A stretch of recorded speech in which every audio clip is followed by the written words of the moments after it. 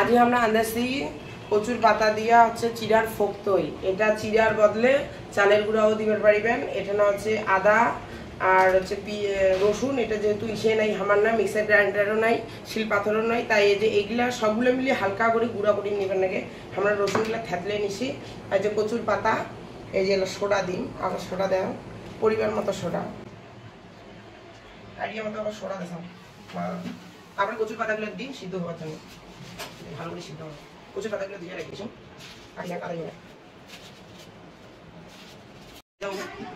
সব সিদ্ধ হোক।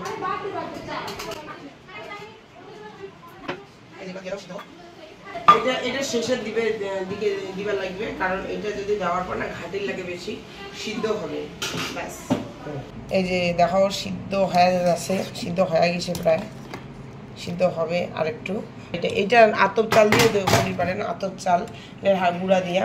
এগুলো না লঙ্কাগুলো আমরা গোটা গোটা কাটি কাটি দিছি, কারণ ঝাল আছে কোনোগুলো, যে কাহো যদি ঝাল খায়, যারা কম ঝাল খাবে তাই এমনি খাবে, আর যা ঝাল খাবে না তাই এগুলো গোটা গোটা মাখি খাবে। এর জন্য এগুলো কিছু গোটা আছে কিছু কাটা আছে, একটাই দুই রকমের ছেঁকা।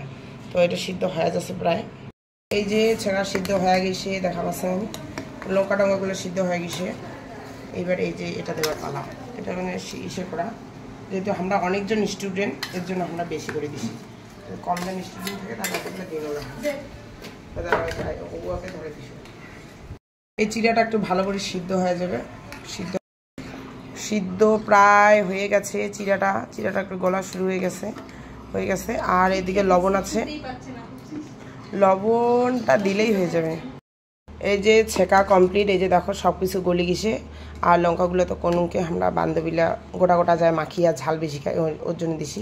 এই যে দেখো সব কিছু গলি গেছে প্রায় হয়ে গেছে। এটা রাখি দিবেন, ঠান্ডা হবে, একদম ঠান্ডা হলে তো আরও সব থেকে বেশি টেস্ট ফোক্তই।